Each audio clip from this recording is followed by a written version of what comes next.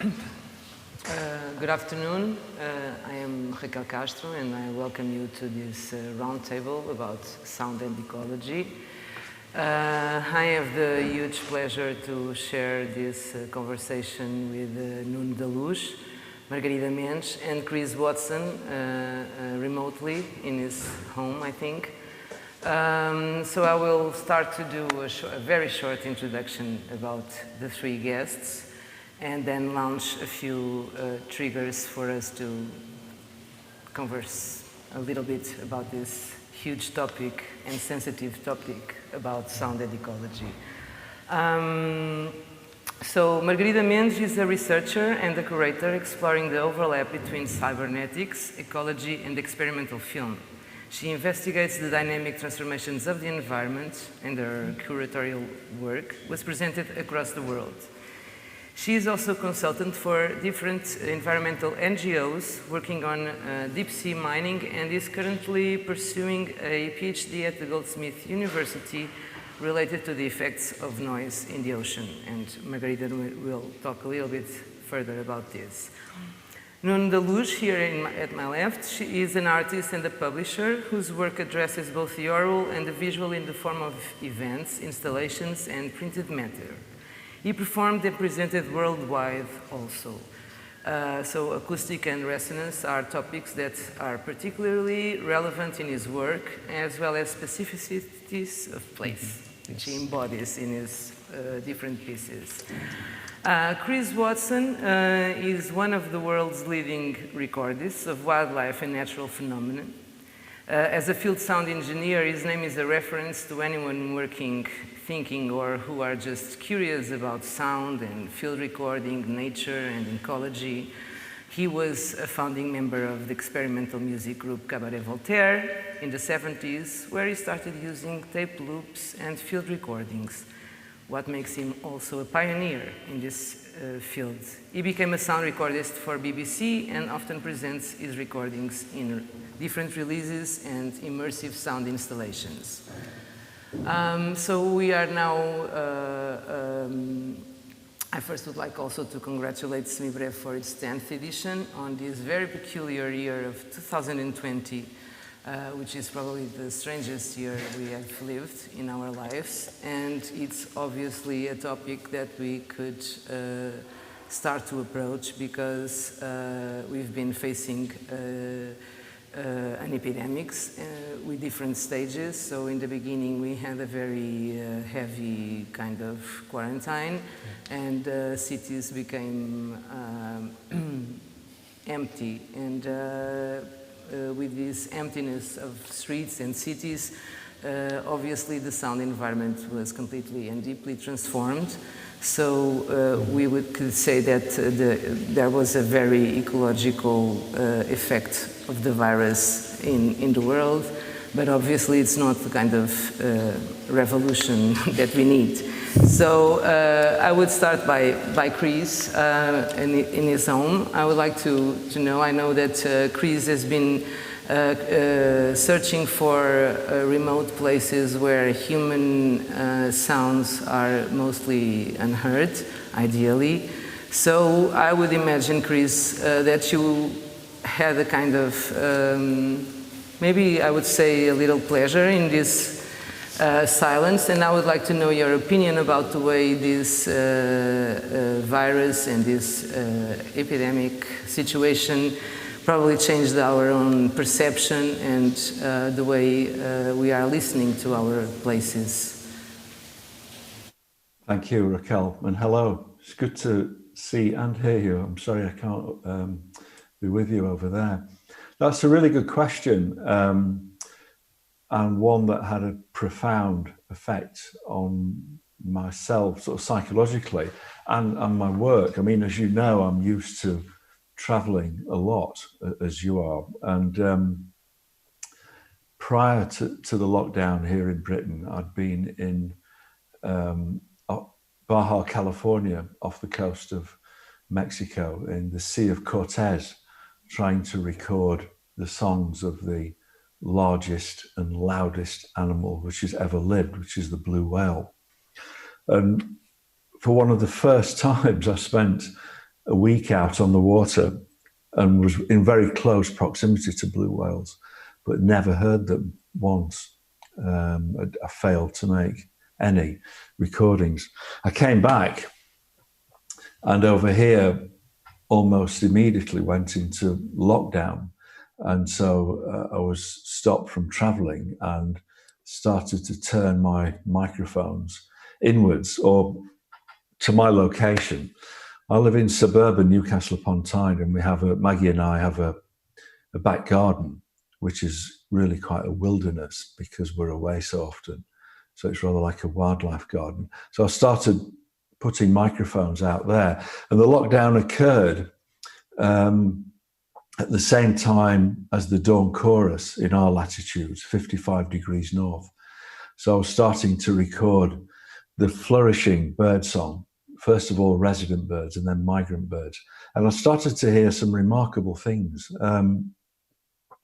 First of all, with putting a stereo microphone out, I realized very quickly that because of the absence of traffic noise and aircraft noise, we live quite close to Newcastle Airport, I could hear into the distance, something that's very unusual in urban areas, as you well know, Raquel, from your work in filming around Lisbon. And I had that privilege of being able to listen to far distant sounds that I would not normally be able to hear. So I really got absorbed by that. And then I noticed that I could also hear bird song in adjacent gardens. And I suddenly realized over a period of a few days around the end of March that if I could hear this adjacent bird song, then all the resident birds in my suburban garden could certainly hear it. And they responded in quite a unique way, not really by singing more loudly, but more vigorously. And so there was some real song battles across adjacent territories. And that was something that was unique. I'd never heard that before. It was certainly in my suburban garden. So I really reveled in that and started putting microphones out on a daily basis and recording from about 3 o'clock in the morning. And so that fully absorbed me and took away a lot of the sort of psychological tension that I'd had about not being able to get out. I simply realized I should just get out and rediscover what was on my doorstep, as many other people have been doing.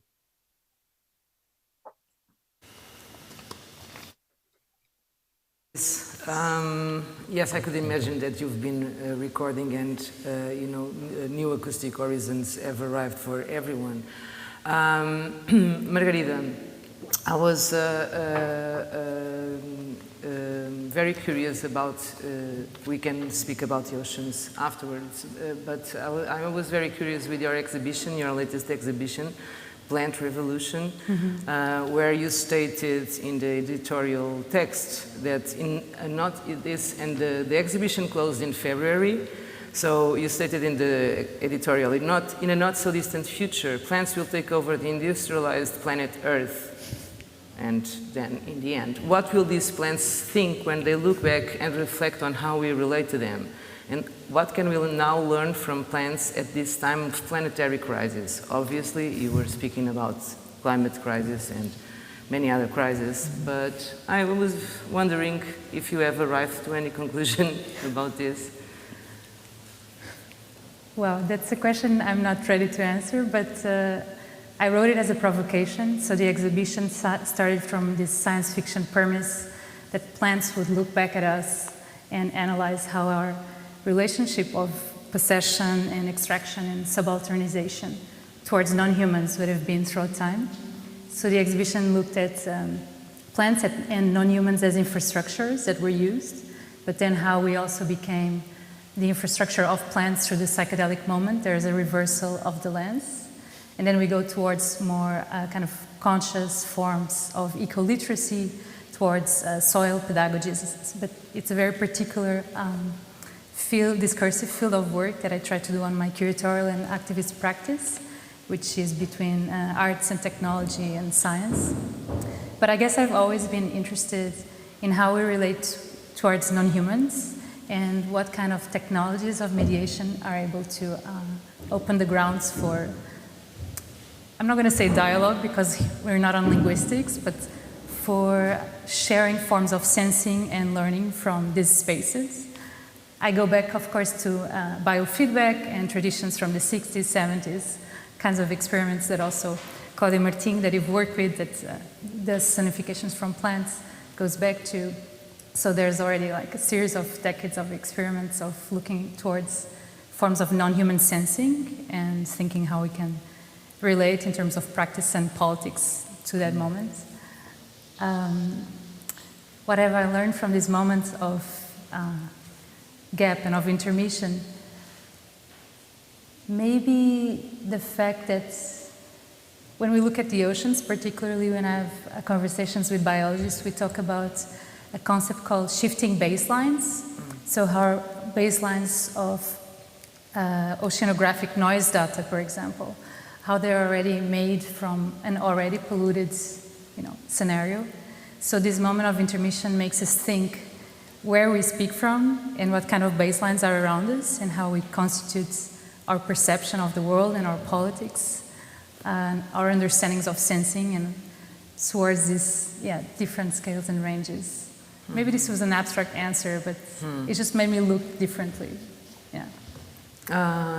So now I'm going to Nuno and taking from what you said about sonification, and I would probably, maybe this period that we all lived is a period of new sensitivities and that raised the kind of new sensitivities where sound can bring a new lenses into.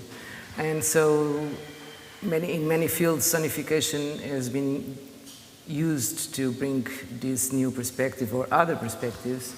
So I would like to know how you think, Nuno, through your own practice, how can sound help us shape this new sensitivity, maybe? Well, I guess the one of my biggest issues, I guess, and I bring that into my work, but also I guess in terms of daily life and how we speak to one another, is basically the word new there. So it's the fact that maybe it's not really new, it's just that it's been overlooked or not heard enough. What Margarida was saying in terms of this shifting baseline, I think you find it in all sorts of specters of life. It could be sound, but you could also be speaking about something a bit more interactive. There's an anthropologist I've been reading a lot recently, French, called Baptiste Morisot, and he's following trackers, people that track animals in the field. And how he speaks about tracking really reminds me of a certain work that a lot of field recorders already do in terms of being there but not being considered invasive, but then understanding that you are tracking at the same time that you're being tracked. All animals will know that you are there. So I guess even what Chris was saying in terms of being able to then hear all these birds far in the distance or in adjacent gardens, they actually can hear us back. They are listening to us at all times. It's just that we usually don't want to realize it. And that's something that I feel that sound work can definitely tap into that. The fact that maybe we close our eyes for a bit sometimes and can shift our attention towards other senses helps us understand other types of sensing that are not human, other than human. So there's also maybe an experiment I've been doing a lot recently in terms of going out to hear specific birds, in this case maybe not the, let's say, endemic species that you could find in Lisbon, but birds that you can actually listen to at all times, even if there's airplanes, even if there's a lot of traffic noise. We've been, I guess, well, in Lisbon, just to speak about a specific place, there's more and more birds that are considered exotic. They were once exotic species that are now naturalized. They survive and thrive in cities just, like Lisbon, Madrid, Barcelona, London, Paris. But they're coming from Africa, India, South America. And their songs are quite different from songs from endemic species in Europe. They haven't really changed the way they sing, but their noise, their songs, are now part of a certain soundscape that we came to understand as maybe heavily polluted by traffic, air traffic, or road traffic. But they can be kind of almost as loud as a lot of the traffic, which is quite interesting in terms of this dichotomy between silence and noise that we speak so much about.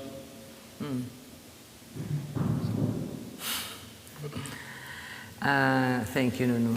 Yeah, Chris, this made me think of a conversation we had like 2 years ago, where you spoke about the great hits and the way they've been raising the pitch of their songs in order to be heard, and how they, maybe in the future the bird soundscape will be quite similar in many places due to the anthropogenic noise. You wanna speak a little bit about this? Yeah, thanks, Raquel. It's interesting what Nuno said. I understand and agree with that. It's now becoming well observed and well documented. And the conversation that we had, Raquel, was based around some research I'd read about for a radio program made in the Netherlands by a researcher called Hans Schlabberkoen, who discovered that he compared the frequency of songs of urban great tits, which is a common bird across Europe. The scientific name is Parus major. Those are the songs of great tits in urban areas and those in the countryside where there was much less anthropogenic noise. And what he discovered, really along the lines of what Nuno said, was that birds can't necessarily sing louder, but they can change the pitch of their song to try and cut through noise. And so birds, great tits in urban areas, had raised the pitch of their song. They couldn't physically sing any louder. And the pitch of the song of urban birds was greater than the comparative pitch of birds that live in the countryside that weren't trying to cut through noise. And what he suggested was that there are only so many species that can do that. Great tit is a common example. But some of the birds, some of the migrant birds, again, that Nuno mentioned, that come to Portugal and Western Europe in the springtime from sub-Saharan Africa, they are not able to do that, many of them. And so that migration to those urban areas will disappear, because the fundamental principle of song is to defend some territory and to attract a mate. And so you need to be heard. If you can't be heard, then you're on a very steep evolutionary downturn. And so if you can't be heard, you can't reproduce. That's it. And so what Schlabberkoen suggested was that in the future, with the increase in urban noise, the songs of birds in those areas will be common across most cities in Europe, and reserved only for those birds that can raise the pitch of their song to cut through noise. What was interesting and scary at the same time is I did some interviews with an American marine bioacoustician, and he discovered that the northern right whales off the east coast of Mexico, this is Chris Clark, Professor Chris Clark, who was at Cornell University, have done exactly the same thing. So the northern right whale off the east coast of the US, because of the increase in shipping noise, had raised the pitch of their songs to try and cut through the shipping noise in order to communicate and to establish mates and to reproduce. It got so bad for them that they had to move, that they still couldn't communicate even with a higher pitch of their song. And they moved to areas which were more quiet, but which were much less prosperous in terms of food and their feeding behavior. So that they had to take the step of moving to a much less favorable area simply to be heard. And there's been similar studies with pods of orca in the North Atlantic who are now becoming isolated because of shipping noise and reducing the gene pool, which of course is a very bad thing. So it was a revelation for me to hear the lack of noise pollution in my back garden and the increase in communication. But of course, that was very short term, because now here, as I guess for you in Portugal, urban noise has started to recover significantly. And that beautiful period that we had in the springtime is now sort of a fading memory, which is really quite disappointing. Thank you, Chris. Margarida, going to the oceans and to your own research, you've been cooperating with the NGOs. I was thinking about our conversation at lunchtime. You were talking about the Hydrographic Institute, with which Nuno also cooperated. I would like to know a little bit more. What you mentioned these sonic maps. Underwater, they are working and developing, which you will be observing in your research. So if you could just bring us some insight. There are several strands of how I use sounds in my research on aquatic infrastructures. And one of the 4 strands is related to how sound has been used for oceanographic measures, but also for military exercises in the sea. So also ocean noise is being mitigated and researched further.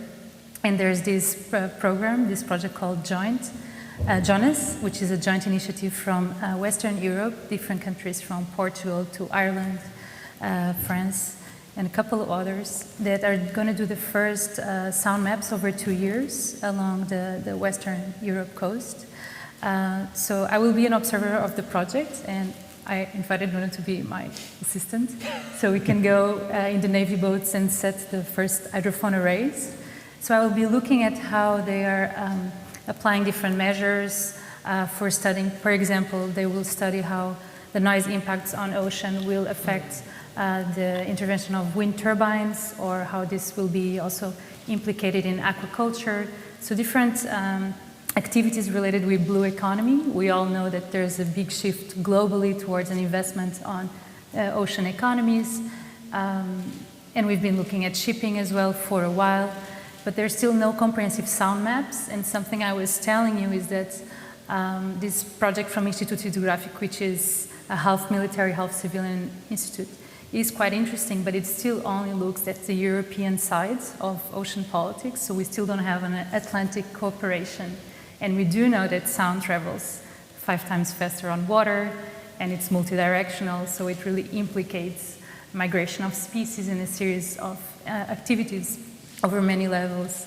But Nuno has been developing artwork from data banks from the Hydrographic Institute in relation to tidal patterns, and maybe you want to tell a little bit about the exhibition. Well, in this case, I think it has to do with, since you were mentioning, Margarida, the idea of multi-directionality, and maybe there's a very, very simple, basic, as a physical principle that pertains to sound, but I guess most other physical states, which has to do with wave, so wavelength, wave period, even just this idea of wave energy.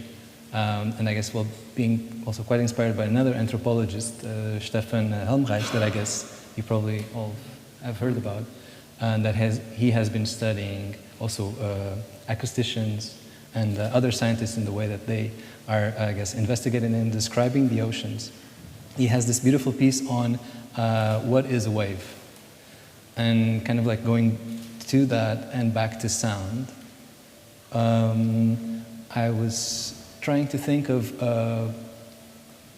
how to say, integrate all these patterns that are definitely maybe not only within our hearing range, but are within other ranges, and try to make them more apparent to a certain, I guess, bodily situation, something that you can be immersed in, but at a more personal level. And so maybe bringing those tidal patterns into something that can be with you in a room, in an installation, not in the form of a sonification of that data, because what the Hydrographic Institute in Portugal was giving me was basically just numbers. So measures in height of tides next to Lisbon and also next to Porto. Those were translated into light patterns that would shift in, let's say, close to real time, so over a period of 6.5 hours, well, 6 and 12 minutes and a half. You would have a change in tide over a pattern of 12 hours and a half. You would then have a full tidal cycle in the lighting of a room. At the same time, to just then go against that rhythm, there was another rhythm within those installations I've done, both in Porto and then in Lisbon, where I had instruments that were being activated, in this case metal gongs, activated by transducers that were sonifying, or they were basically transmitting sonified data from wave turbulence in those same buoys. So in the same sensors that the Hydrographic Institute has next to Lisbon, around Nazaré, and next to the Porto de Leixões, around Porto. So basically there was something that was, in a certain way, pretty fast, something that was very slow, things that talk about different scales, but trying to bring them definitely towards human range, so both visual and oral. And I think that's, again, going back to this idea of sensitivities, new sensitivities, and going back to sonification as maybe a process that can help us understand the immense or like infinite ways that the oceans can definitely tell us things and can talk with us. I think all these processes of translation into other types of materials or media can definitely try to be, changes, bring new changes into the ways that we speak about these things, not only as... Are we talking about also archiving also and recording? What can be done in this sense? How do you think, archiving and field recordings should be incorporated as a practice from these institutions working with the environment? And this is also a good question for Chris, but I would like you guys also to, I don't know, if you have an opinion about this. The first time I heard about Jonas, I was definitely thinking about that. So we will have a scientific but also military institute amassing a big amount of data, sonic data, mostly. Is given this that archived and available? And as far as I was told, not exactly at the beginning, but it could, if there was enough,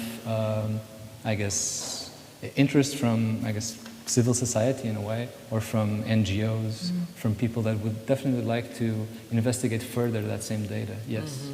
But that at the first moment, no, because there's a need for, secrecy in terms of what they're doing, so that that work is not used for other purposes. And I think that has to do with a certain type of industrial espionage in terms of how boating and shipping works around the oceans, for example. That was one topic that Commandant Pires Barroqueiro, who works as a physicist at the Instituto Hidrográfico, told us about. So maybe I have something to add about this idea. Can I add something, Margarida? Archive. Maybe not on oceans, but on rivers. So I've been doing some field recording on the Mississippi River. And there, I think it's useful to use sound as a medium to start a conversation on forms of environmental sensing and of trauma, of dispossession, as it's just another layer to read the slow violence of toxicity and to understand relations of power that are already present, even if they're not obvious. So I did the petrochemical corridor, which is between Baton Rouge and New Orleans, by canoe and camping. And every day I would record with my hydrophone, but also do recordings of the air pollution. And I realized that after many interviews that there's no one doing acoustic ecology in terms of sonic pollution there. They just work in the Gulf of Mexico, and it's an area in the Mississippi that has over 200 petrochemicals, a really high cancer rate, and where people are really looking at other kinds of immunological body disruptions and forms of reading the impacts of ecology and the environments and everybody that lives there. And I thought that adding sound as a layer to read these other speeds of exchange and of contamination and of dispossession would be really interesting. Mm-hmm. So I think that maybe not in an obvious way, but doing field recordings can be a tool that adds another layer of reading relations that are already happening, but not explicit. Chris, you've been dedicating yourself to field recording since what, 80s, 90s? I don't know. You probably have like thousands of terabytes of the most beautiful soundscapes in the world. Some of them probably are extinct already. Do you have this idea that you've recorded sounds that have disappeared? Do you want to give us some examples? What's really interesting, okay, I was listening to Margarida and Nuno, because what they're doing is crucially important, because it's that cross-pollination of art and science as a way of increasing and informing public engagement, and with the oceans in particular, because they seem to most people, because most of us are landlocked, it's that strange place where few of us get the privilege and pleasure to work.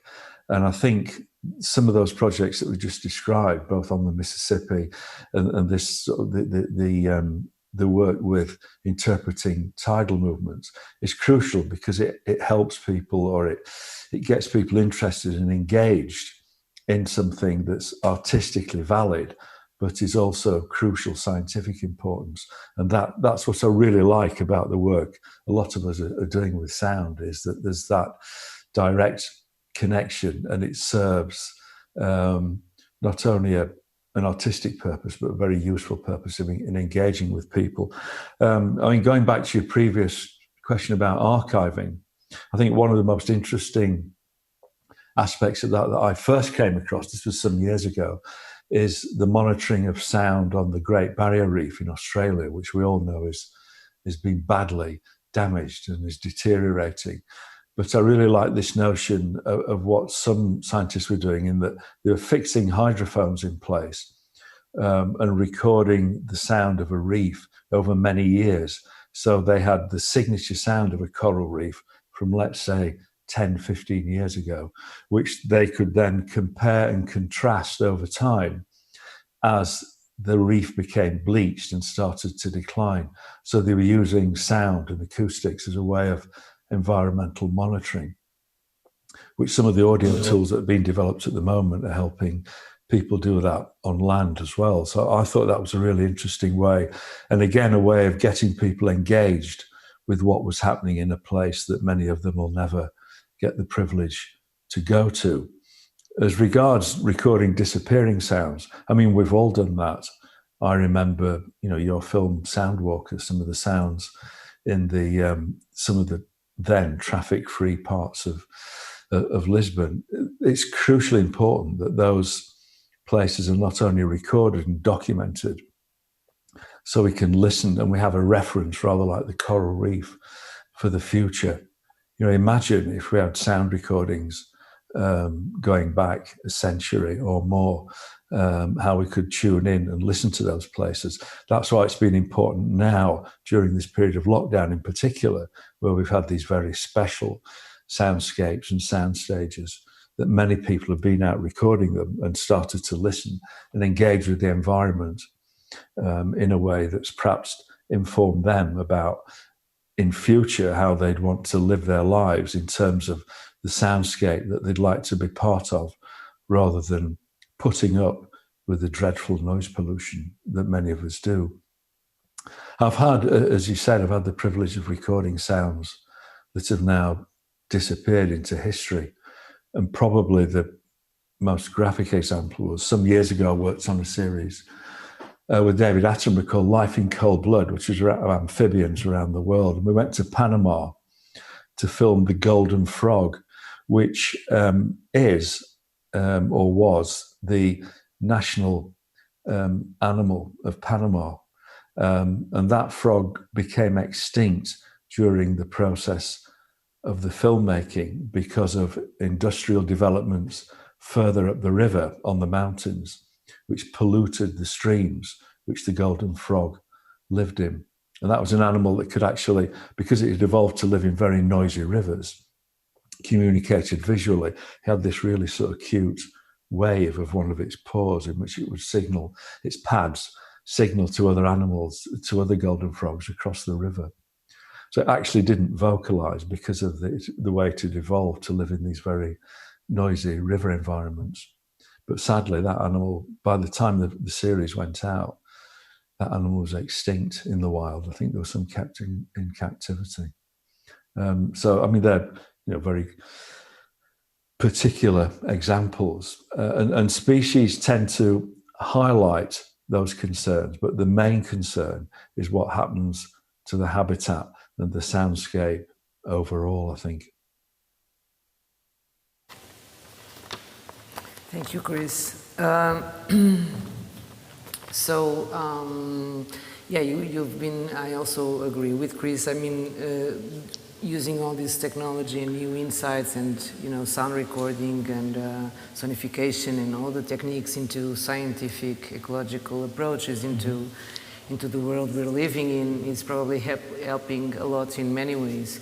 And then building up from this archiving or thinking or whatever, or curating or, practice approach into this, we can maybe face sound as a form of expression and of construction of, identities and imaginaries. So how important is that in your practice and this is a question for you both, and how do you feel it will go further into the next years? Actually, I wanted to bring that in relation to what Chris was saying, in terms of the disappearance of species and how much we don't know about them, even as they disappear, or even species that disappear that we even haven't had any contact, because the deep ocean is the single largest living ecosystem in the planet and the most unexplored until now, that we have very little information. And something that I find very curious in thinking through sound in this kind of environment is the limits of our knowledge and the limits of even what we financially can access, or also physically, of course, and how much we have to adapt ourselves into listening in other medium which is not ours. So there's something that the sonic brings to me in this relation of what is possible to know and what is not possible, and also how much we don't know about other forms of sensing and non-human listening. So how much is not being accounted? For example, what do we know about crustacean forms of audition? Exactly. And of course it's related with, tidal patterns, reproduction. I look at just the Tejo River estuary in Lisbon and how different singing and patterns in different fish are related with ferry shipping and different noise systems in the riverine habitat and how much is changing. But that is just a few species of fish that are being studied, but there are just so many other species in this really large ecosystem of wetlands, which, as we know now with the new airport in Lisbon, is being planned in Montijo next to a natural reserve that has 150 migrating bird species, 150,000 migrating bird species, which are, of course, going to be threatened by increase of sub-bass and all these frequencies that will come. So there's a really large degree that we don't have in terms of sonic literacy towards non-humans. And that's the part I'm really curious about learning more, and also provoking collective debates about that. And provoking environmental NGOs to their environmental projects and campaigns adds noise as another layer to debate, as an intersectional problem that crosses different topics and communities.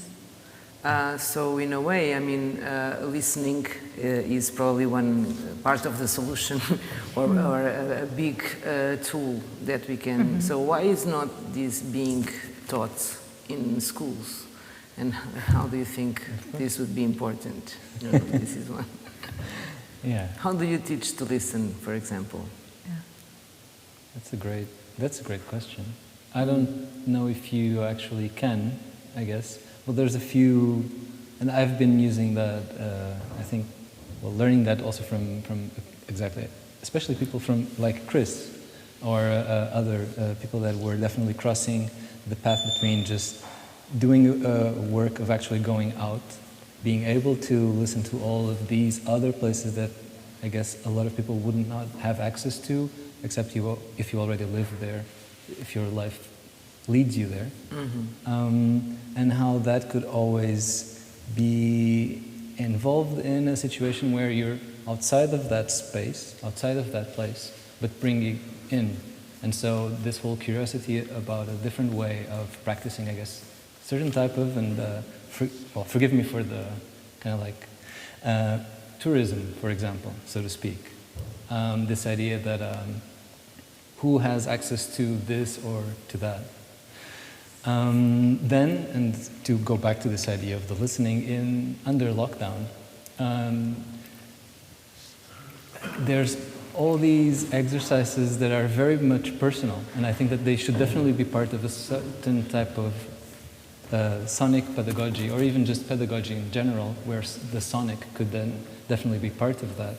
That could help us in terms of how we actually lead our lives within a place. And there was something that Chris said that was quite remarkable but very simple. So I just wrote it down. Chris just said, a soundscape we would like to be part of. And maybe that's something that the sonic can definitely teach us, whereas maybe other ways of being in life don't really tell you that. The crucial part here being a part of, and that's something where the listening brings us into, whereas the visual, or in this case the concept of landscape as we do learn it in most Western societies, would be that the landscape is something that you look at. It's exterior. Yeah, and that is And something the listening that I guess, you are surrounded by. Yeah. And also by listening, it's listening and sound making go, parallel. So you probably more aware of listening. You're probably more aware also of your own sound making. So this is how listening is important. I think. I also would like to go back to these epidemics, which is probably a topic that we can't escape from at the moment.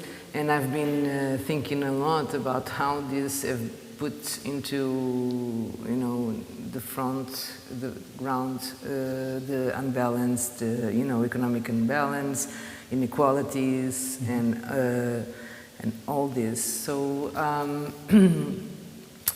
I also have been thinking about, how silence and noise can have this political perspective that you can think of. So, do you think that, Chris, we can start by Chris, but this is, probably one of these never-ending questions, that how do you think that silence and noise will be, reshaped in this post-COVID-19 moment?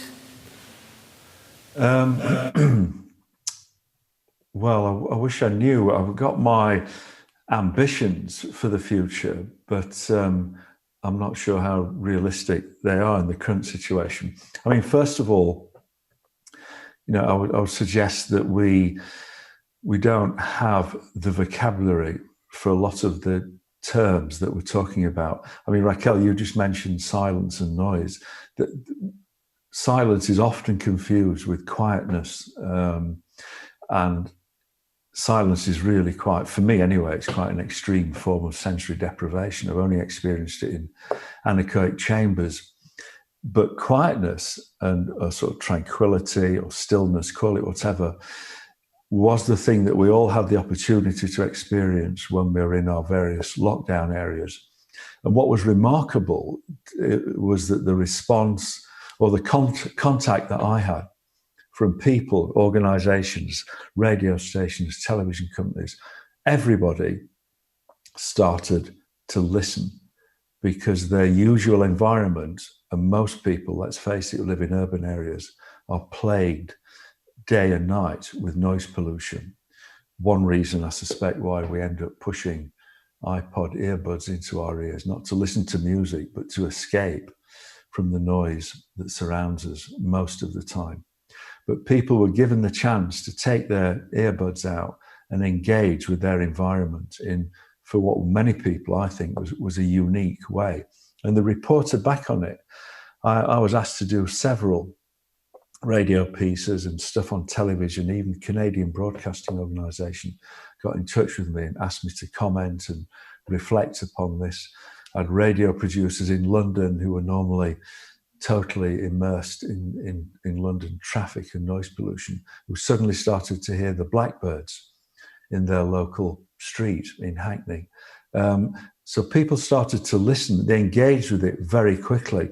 Well, I think one of the interesting things about that is that when I was in Norway last year, I was with Karen de Jong, who was a researcher at the Norwegian Institute of Marine Research based in Bergen. And she said a very interesting thing about, she's researching noise pollution in the ocean of the North Sea off the coast of Norway and its effects upon fish, because obviously the Norwegians, I think rather like the Portuguese, have got a financial interest in fish and the populations of fish. And they were looking at the effects, or she was specifically looking at the effects of low frequency noise pollution on cod and how it affected their breeding behavior. And she said one very interesting thing, just in passing. She says one of the good things about this kind of noise pollution is when the noise stops, the pollution stops very, very rapidly. So it's not something like a chemical pollution that can take years or decades, or radioactivity that can take centuries to disappear. Noise pollution, when it stops, goes away very quickly and things respond. So like the blackbirds and the songbirds in my garden in Newcastle, which responded very quickly, humans respond very quickly to that reduction in noise pollution. And that for me was one of the enlightening things about lockdown. And people reveled in it, they loved it. You know, they started to listen to their own back gardens, their own streets, their own parks, and start to claim it back as part of their environment. Sadly, what's happening now is that very quickly, noise pollution started to return and people return to their constrained lives. But having this tiny window, this glimpse, I was at the time optimistic that people would want to keep that and say, hang on, you know, we don't need all this traffic, all this aircraft flying overhead. And hopefully some people will retain that. But as I said, I'm rather more pessimistic now than I was a few months ago. We react very quickly to changes in our environment in terms of noise and sound. And that was really special for me to notice how other people who hear everything but rarely listen, responded. Yeah, this is quite true. Everyone, I mean, this is probably one of the most commented area during the lockdown, was what you could hear that you wouldn't hear before. You know, like, you know, the acoustic horizons were larger than ever. But now I think with all the economic crisis associated, obviously the governments will do whatever they can to put things back to normal. Are we losing a chance here to, you know, really change things? Is this, how would be, I mean, connecting with our interest on listening and sound and, you know, the sound environment. And as Chris said, we react very immediately to the increase and decrease of noise pollution more than any other kind of pollution, probably. So, is this a lost chance? I don't know, because I'm I'm sorry to say that I'm a bit pessimistic. I'm not, I don't really consider, you know, this will be used for, you know, change the way society is organized. And what would you say as researching this area, researching ecology, sound? What would you have to say about this? Well, I have the feeling that something that this intermission moment taught us was to be a little bit more attentive on the continuity between bodies and environments. So of course we understand there's an immunologic continuity throughout the planet.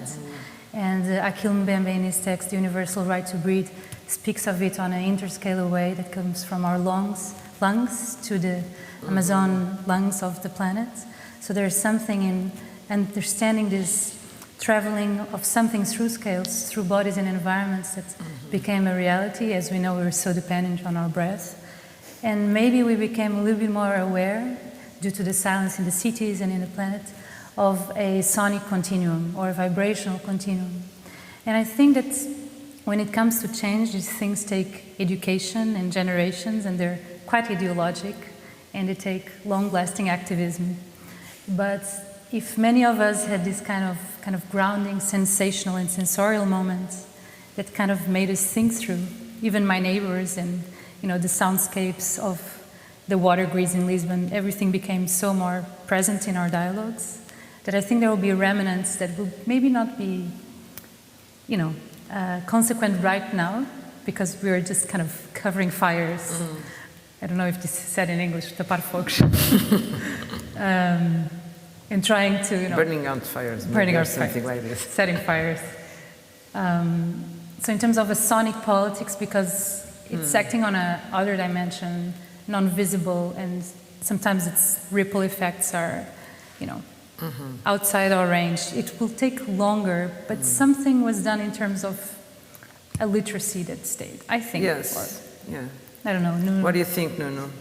Well, just I think as a side comment, I mean, that's that experience that we had specifically, the three of us, and I guess some people here, Chris has been speaking about his. It's not really shared by everyone. Of course, there are plenty of other experiences of how this pandemic has been affecting different places throughout the world. And there were places that were not in lockdown, or that where people had to do their, let's say, people in a very individual way, had to either respect a lockdown or not at all. And that was also a political or also a privilege of how to actually take that position. I would say that specifically in South America that has been the case.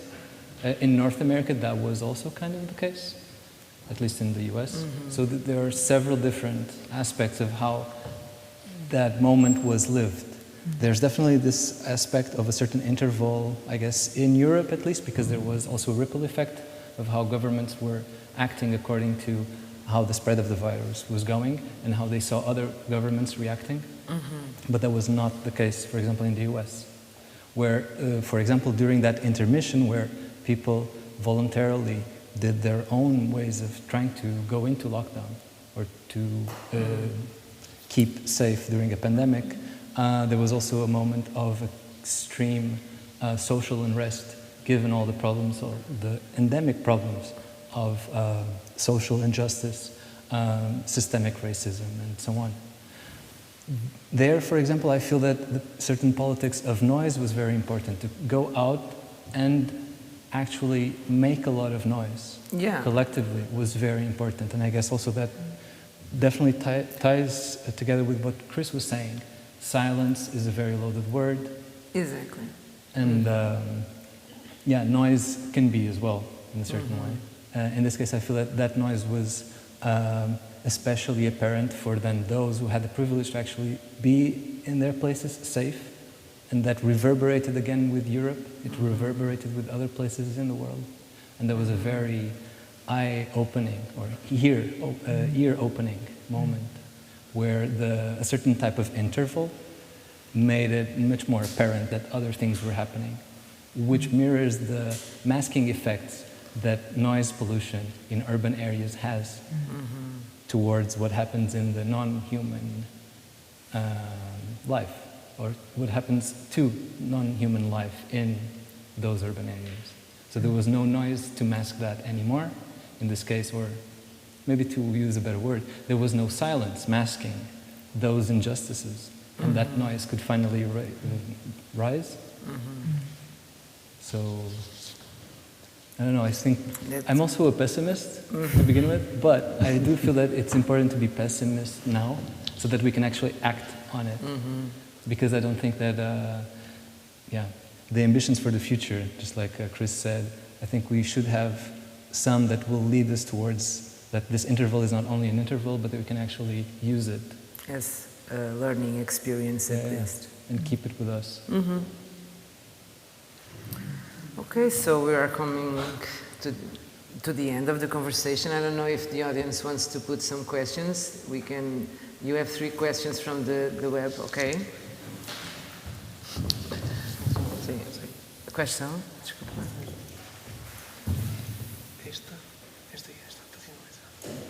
Okay. So Dino Novaes asked, what sort of projects and where to search should we be aware of if we want to act and help, or simply inform ourselves? So, what sort of projects and where to search should we be aware of if we want to act and help? So, what would you 3 have to say about this if someone wants to act and help? And maybe, get involved in this. I would also read the other questions. I'd like to know if in the thousands of field recordings Chris Wasson has recorded in his career, if there is one that stands out the most to him or to which he attributes more personal meaning.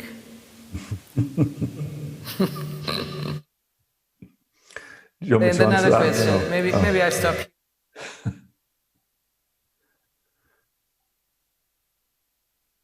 I'm sorry, I've lost the sound. I can't hear you, Raquel. Pedro wants to know what in the thousands of field recordings you have made in your life, if there is one that stands out or has a personal meaning to you. Well, there's some that have a very personal meaning to me, and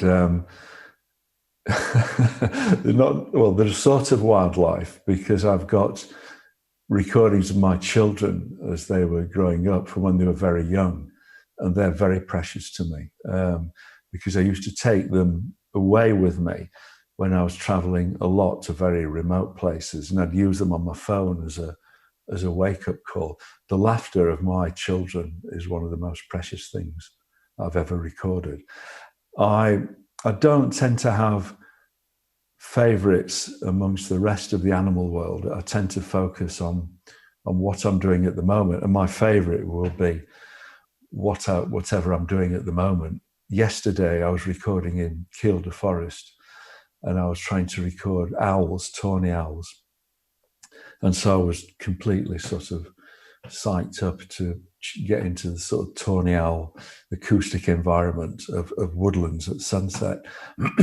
But next week I'm going up the coast to record some sea sounds, so that'll be my favourite. So I can't really answer it. It's sort of very general, but obviously I have precious personal recordings. I've got the voices of my parents, who are both now passed away, and so things like that are very intimate, precious, personal, sonic moments. And then there's an interesting question here that I will put you. So, can the metadata we have on Soundscape be used at any time to induce a subconscious shift on how we perceive life and sound itself? For example, the use of hydrosonic sounds for therapeutic use. What do you think? Wow. Is this a bit new wave? New wave and new age, yes. But well, maybe I can take on that one just for the moment. Of course. I mean, there's like an anecdote by Enya Lockwood, sound artist, who said that in many of the indigenous communities that she heard about, studied in South America, especially I think in Peru, if I'm not mistaken, and I can get some things wrong here, but she was saying that one way to deal with mental issue problems at the time, or within these indigenous communities, I'm not sure where this was, if in the Amazon or not, but that they would take people that were going through difficult periods. They wouldn't say also what type of mental issues those would be, but they would usually be taken to a river to see the river pass during a whole day. So there was already a certain type of understanding there of how, of course, our inner environment and our There is also outer deep environment listening. are very much intertwined. Yeah. And deep listening, I was thinking of more therapeutical than that, probably. Yeah. And Margarida, I think you would be the person to answer to this one. What sort of projects, since you've been cooperating with a lot of NGOs and being quite active and activist in this area, so probably you could name a few, so for someone who wants to act and help. I'm still a beginner, but I can recommend in terms of ocean noise, there's an American project called Discovery of Sound in Sea, and it's really good in terms of literacy, and they also have some online webinars. Some of them get really nerdy and specific on military purposes of sound implications, but they're very good in providing knowledge. And I guess that one way of joining environmental projects and bringing awareness towards the sonic world is actually joining any NGO in bringing that issue to the table, because it's just not present. Exactly. So when I collaborate here with Siena, and they're very good on fisheries, nothing of sound is in their projects. And now what I try to do is, like, if they're working on shipping, okay, let's talk about it. And if it's decarbonization, let's bring it. So it's just seeing it as an extra tool for intersectional reading. Yeah. Totally, I agree with you, right? And I'm pretty sure, Chris, you also agree with this. We need to bring sound and acoustic conscience and awareness to all disciplines as possible. Mainly, all disciplines that are deeply connected to the way place and city and urban areas are being developed. So, I agree completely with Margarida said. What's interesting about the question, what I would say is, how can I do something? I would say, this sounds very simple and basic. Get out more. Get out and listen to what's on your doorstep, on your local environment. If you don't like it, think about how you can make efforts to change it. We don't have to put up with so much noise pollution, inappropriate music in shops and restaurants and bars, noise in our streets locally. There's a lot you can do locally. So just step outside and listen and engage with those places. And if you don't like what you hear, think about what you could do to change that locally. And that is a very powerful way and motivation of getting people involved. I agree with Margarida about joining NGOs and getting involved at that level politically. But in terms of activism, simply being able to listen to what's on your doorstep and take action to control that is very powerful, because quite often sound and noise in that sense dominates our lives, and we're subjected to it and we suffer it without thinking that we could possibly change it. And we can, if we can identify it as a simple process of educating ourselves, learning to listen. As I said earlier, we hear everything, but we rarely take the opportunity to listen. And when we listen to our world, I think it's a Cage quote, listen to the world, because quite often it's much more interesting and engaging than we think, simply by hearing things. And it's a way of changing our environments for everybody, including our children, which of course are the people of the future, and they're the people that will be able to make a difference. So engaging children in the simple act of listening is also a very powerful tool, and a good, strong educational tool, which doesn't get used so often. With regards to the deep listening, what I would say is that sense of, and what Nuno was saying about listening to the river really struck a note for me, if that's not a pun. Our hearing develops when we're 16 weeks old in our mother's womb. That's when we first start to hear, and we feel vibrations through an amniotic fluid. We first experience the world diffused through a liquid. So we're hearing underwater, if you like. And I'm convinced that's one reason why people migrate to the sounds of rivers and waves on a beach. Perhaps because somewhere innately in our deep subconscious, we recognize that we're hearing the world as we first heard it before we were even born. So I agree, there's a lot of New Age connotations on that, but I also believe it's a powerful stimulus that affects us quite deeply. It strikes into the limbic systems in our brain, which, affects us physically, but also is very stimulating. It's a really good way of stimulating creative consciousness and thinking. Thank you very much, Chris. I think this is a very powerful message to end up with, is go out and listen and act when possible. So thank you, the three of you. Thank you very much. And thank you, SEMIBREVE, for this wonderful conversation. It's been a pleasure. Thanks, everyone.